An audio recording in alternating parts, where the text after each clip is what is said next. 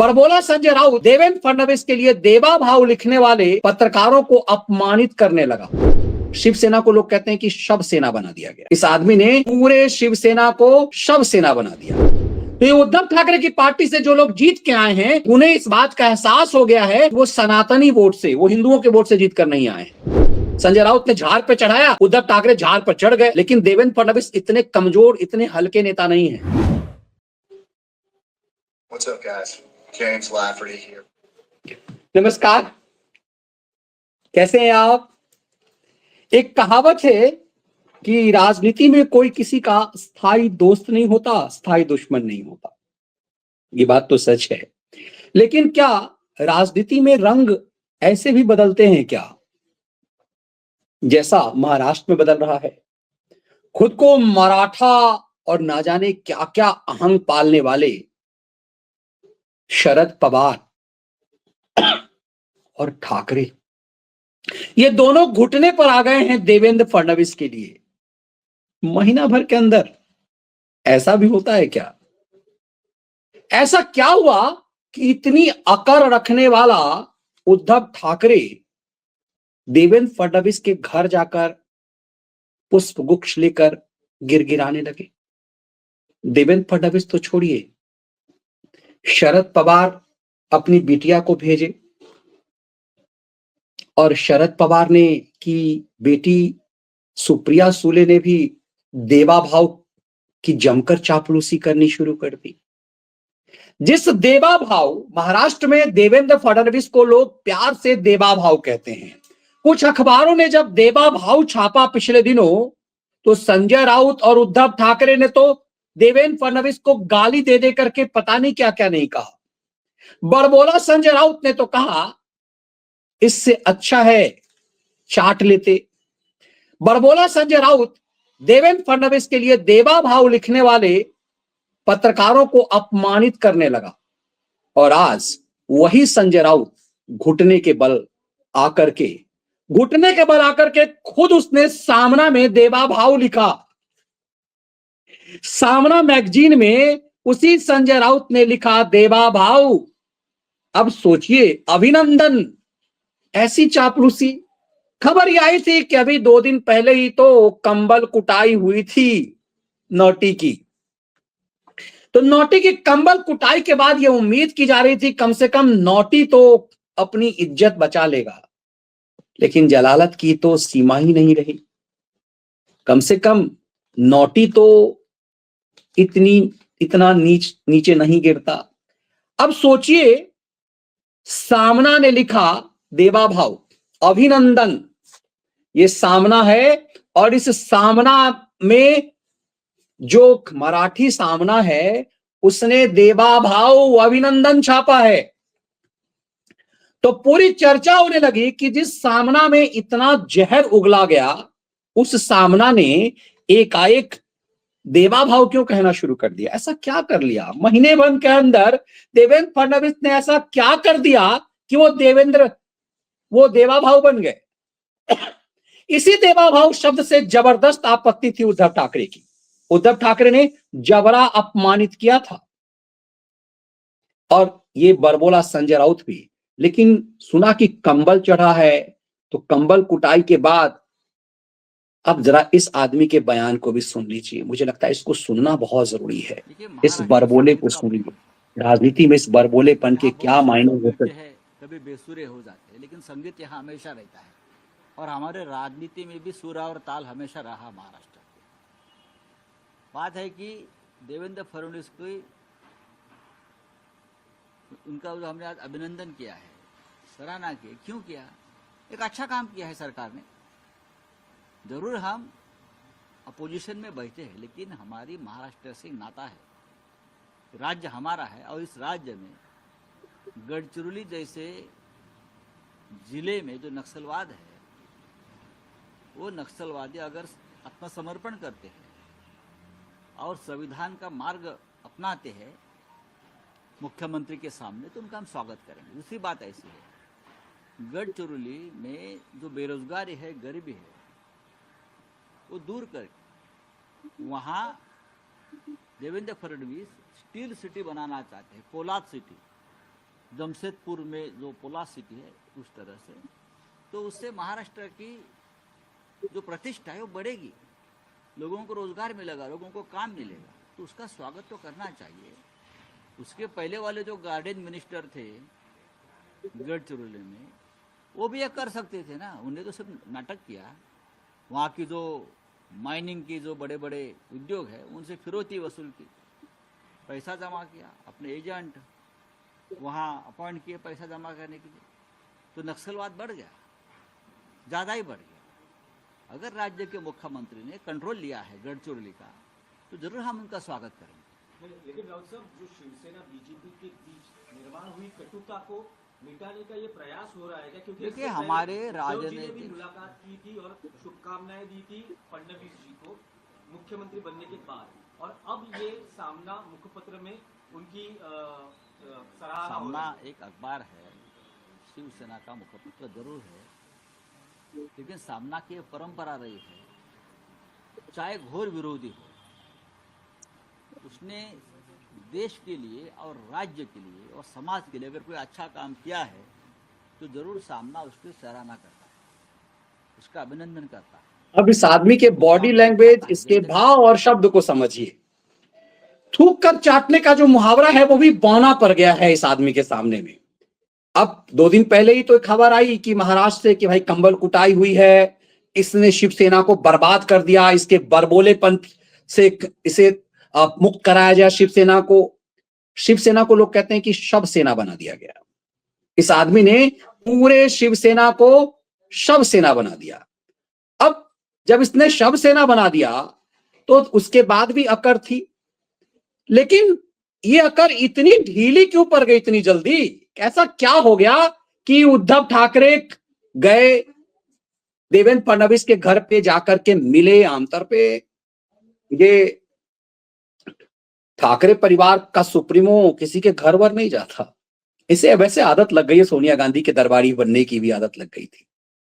इस शिवसेना को कहां से कहां ला दिया इस संजय राउत ने। इसीलिए कई बार कहा जाता है कि संजय राउत का सही मायने में कहीं अजित डोभाल के लिए तो काम नहीं कर रहे हैं, लेकिन इस संजय राउत से ये कहवाया गया, सामना में ही क्यों छपवाया गया? थूक कर चाटने के लिए संजय राउत से ही क्यों कहा गया? तब आपको समझ में आएगा। मामला यहीं तक नहीं है, एक तरह से ऐसा लग रहा है कि रेस लग गई है। उद्धव ठाकरे ने खुद भी कहा ये देवा भाव है, ये बहुत अच्छा काम कर रहे हैं। एक दिन मतलब महीना भर भी नहीं हुआ, इतना क्या कर दिया काम देवेंद्र फडणवीस ने कि ये देवेंद्र फडणवीस का भजन गाने लगे। दरअसल इस बात को समझिए, इन्हें लग रहा है कि अब बर्बादी और तबाही का खौफ। ये देवेंद्र फडणवीस का महिमा मंदन करके ये सोच रहे हैं कि हम अपमानित कर रहे हैं एकनाथ शिंदे को, कि एकनाथ शिंदे नक्कारा था। मतलब 2.5 साल जो एकनाथ शिंदे की सरकार चली वो नक्कारा है, बिना नाम लिए। इसने शिंदे सरकार के एक मंत्री के लिए कहा कि वो भी तो कर सकता था। अरे वो भी कर सकता था तो तुम्हारी भी तो सरकार थी, तुमने भी तो उद्धव ठाकरे की अगुवाई में सरकार थी। ये तो जलालत है कि ये काम उद्धव ठाकरे क्यों नहीं कर पाए। ये नक्सल का मामला गढ़चिरौली वाला आज का तो है नहीं, तो यदि देवेंद्र फडणवीस ने आते ही ये काम कर दिया तो उद्धव ठाकरे क्यों नहीं कर पाए? चीफ मिनिस्टर तो उद्धव ठाकरे थे, उस समय लूटने में लगे हुए थे। अब समझिए इस बात को कि ये देवा भाव की जय जय क्यों करने लगे। देवेंद्र फडणवीस के खिलाफ तो ये संजय राउत जहर उगलता था, ऐसा क्या हो गया? दरअसल इन सबको लग रहा है कि 10-12 जो बचे बचाए विधायक हैं, जिसके द्वारा किए नेता प्रतिपक्ष की हैसियत भी तीनों पार्टी की नहीं है।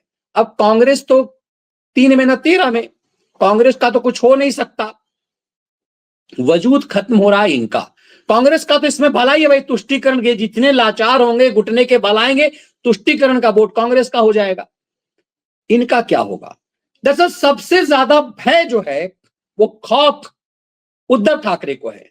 उद्धव ठाकरे को पूरा वजूद, पूरा भविष्य, अपनी तबाही दिख रही है।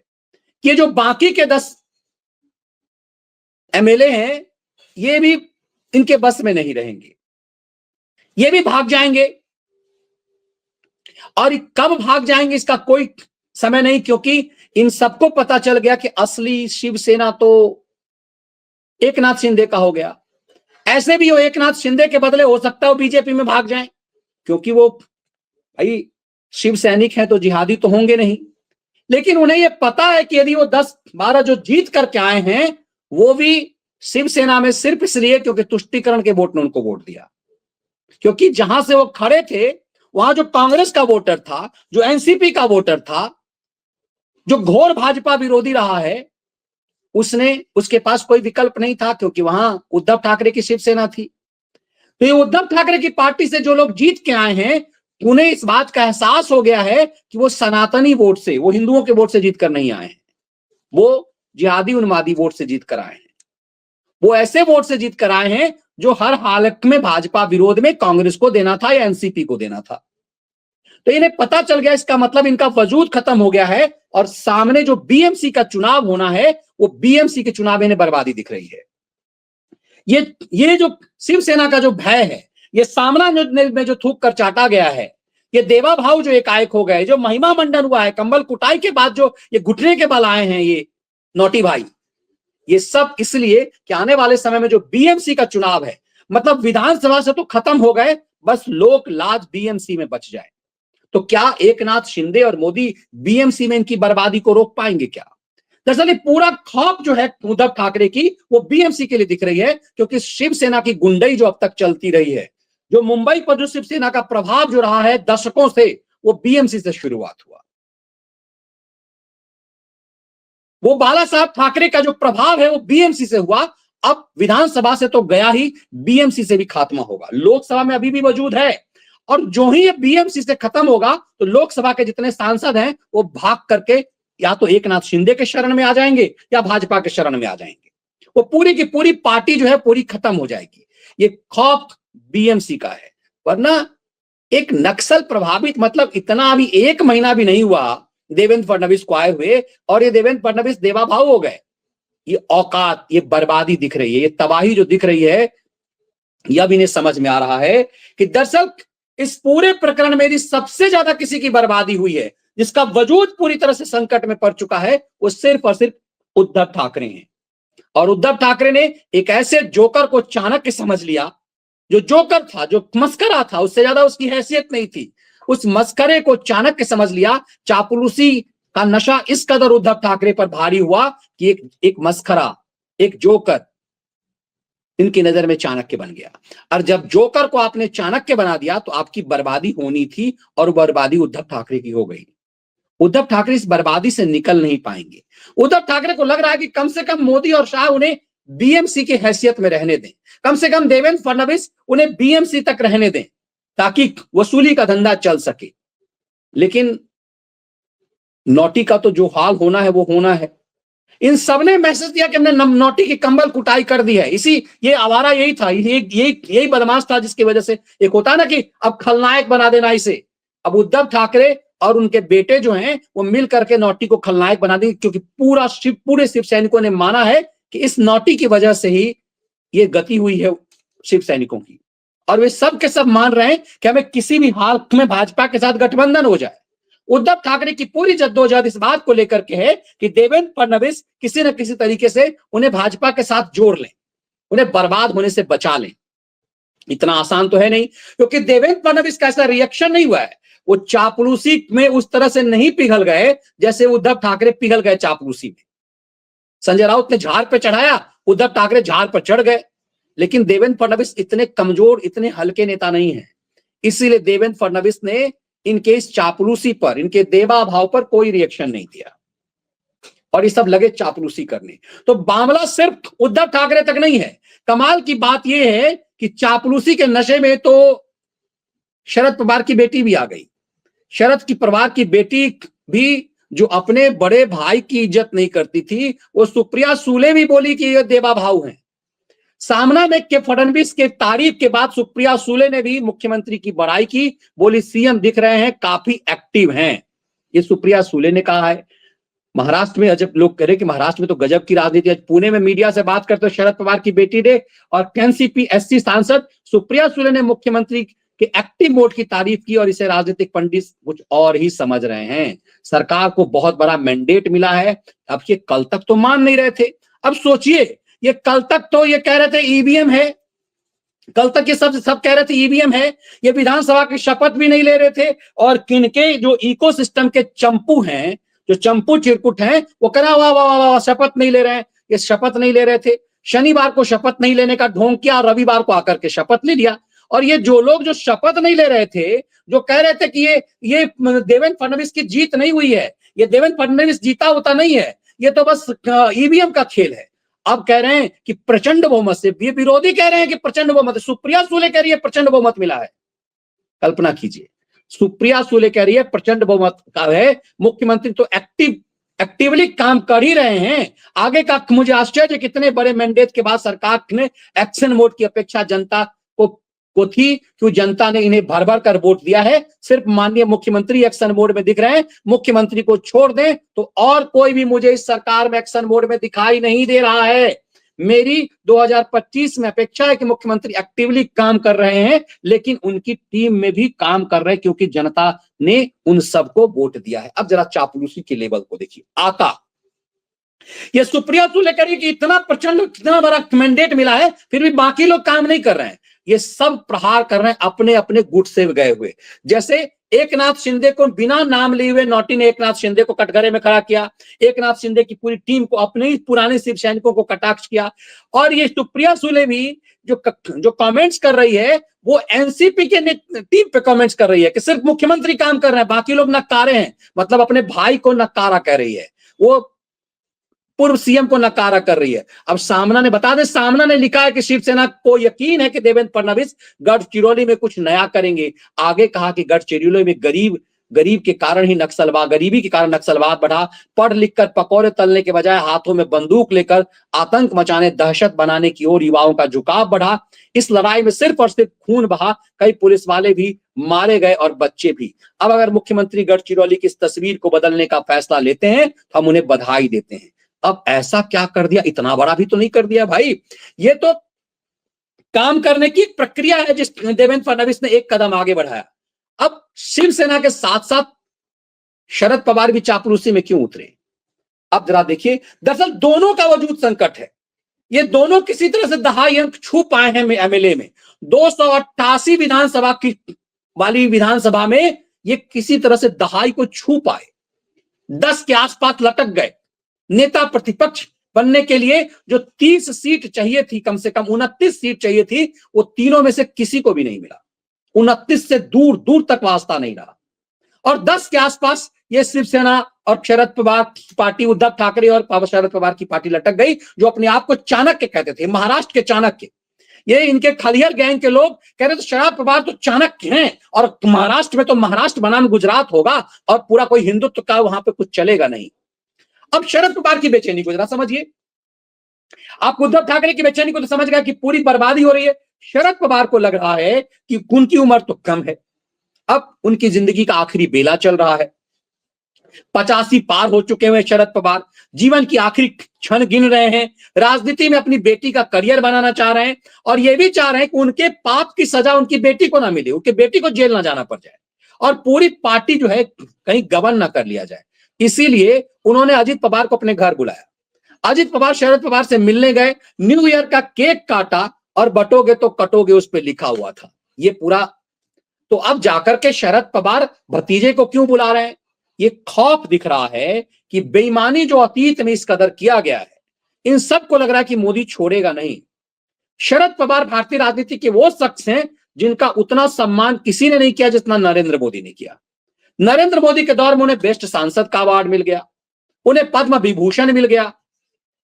शरद पवार को उन्होंने कह दिया कि भाई ये गुरुजी हैं हमारे, राजनीति की समझ बूझ इनकी बहुत अच्छी है।